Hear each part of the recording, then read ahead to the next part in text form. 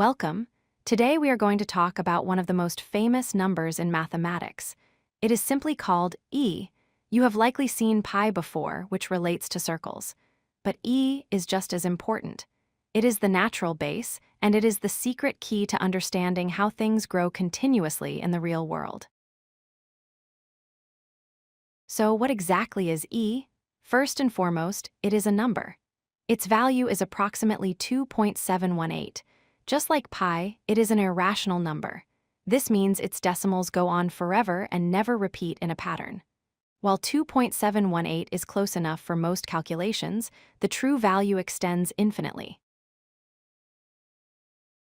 The story of e begins not with pure math, but with money. In 1683, Jacob Bernoulli was studying compound interest. He posed a thought experiment.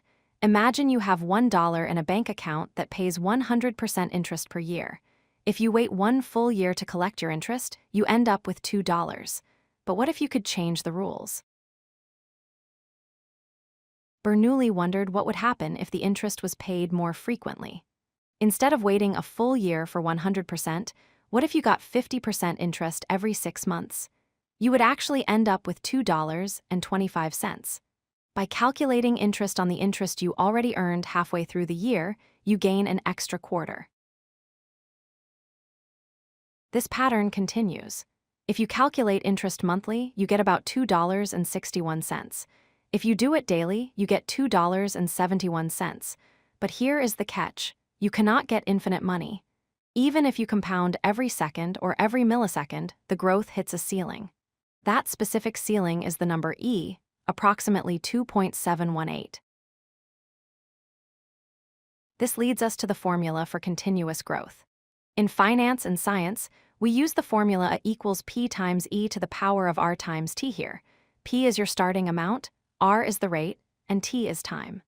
Whenever you see e in a formula, it usually means something is growing or changing smoothly and continuously, rather than in jumpy, discrete steps. In calculus, e becomes a superstar. If you graph the function y equals e to the power of x, you discover a magical property. At any point on this curve, the slope of the line is exactly equal to the height of the curve. It is the only function in the world where the rate of change is equal to the value itself. It is its own derivative. Every superhero needs a partner. For e, that partner is the natural logarithm, written as ln. While e tells us how much we will grow after a certain time, the natural log tells us how much time we need to reach a certain amount of growth. They are inverses of each other, two sides of the same coin. E is not just a theoretical number, it is woven into the fabric of nature. It describes how populations of bacteria grow. It governs how radioactive atoms decay over time. It even predicts how fast your morning coffee cools down to room temperature. Nature loves this number because nature changes continuously. To wrap up, remember that e is the universal constant of growth, equal to approximately 2.718. It was discovered by pushing compound interest to its absolute limit.